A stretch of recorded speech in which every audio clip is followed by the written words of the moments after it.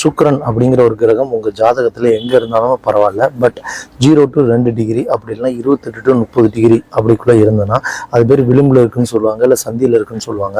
உங்கள் வாழ்க்கை எப்படி இருக்குன்னா கண்டிப்பாக உங்களுக்கு கல்யாணங்கிறது நடக்கிறதே, ஒரு பெண்ணோட கல்யாணம் நடக்கிறதே வந்து பார்த்தீங்கன்னா ஒரு காம்ப்ளிகேட்டடாக தான் இருக்கும். ஒன்று ரொம்ப லேட் மேரேஜ் நடக்கலாம், அப்படி இல்லைன்னா கல்யாணம் நடக்கிறது லவ் மேரேஜ் ஆகி உங்கள் வீட்டில் அக்செப்ட் பண்ணாமல் அந்த மாதிரி ஒரு ப்ராப்ளம் ஆகி அந்த மாதிரி ஒரு லவ் மேரேஜ் நடக்கலாம்.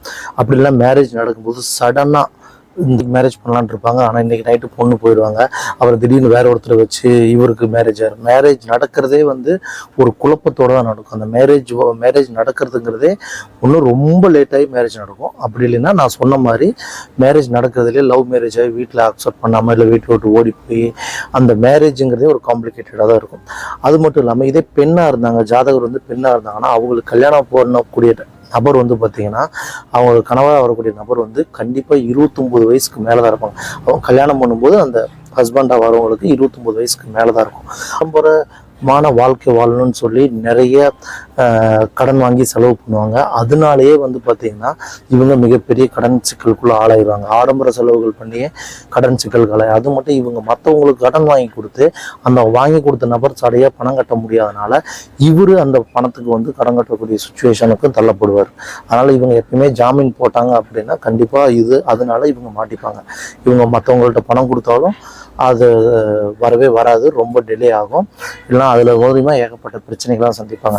அது வாங்கியாவது கார் வாங்குறது, கடன் வாங்கியாவது வீடு கட்டுறது, கடன் வாங்கியாவது நிறைய விஷயங்கள் பண்ணுறது, நமக்கு தேவையானதுன்னு இந்த ஆடம்பர பொருட்களோடு இருப்பாங்க.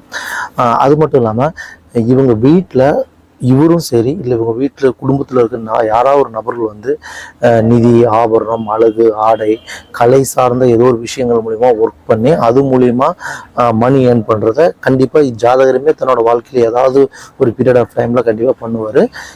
இவங்க குடும்பத்தில் இருக்க யாரோ ஒரு நபர்களும் கண்டிப்பாக அந்த மாதிரி விஷயங்களை கிராஸ் பண்ணி வரத்துக்கு பண்ணிட்டு இருப்பாங்க.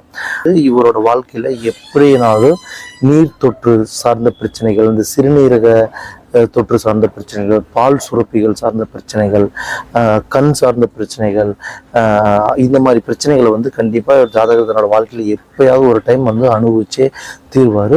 அந்த விஷயனால ரொம்ப அவதிப்படுவார்.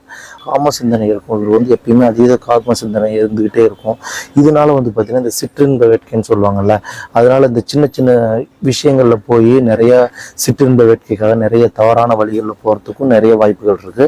ஸோ அந்த மாதிரி விஷயங்களில் இவர் கொஞ்சம் கண்ட்ரோலாக இருக்கிறது நல்லது. ஏன்னா இவர் சுக்கிரன் விளிம்பில் இருக்கிறனாலே இவருக்கு இந்த மாதிரி திங்கிங்லாம் வந்துக்கிட்டே தான் இருக்கும். ஸோ செல்ஃப் கண்ட்ரோலாக இருக்கிறது ரொம்ப ரொம்ப நல்லது.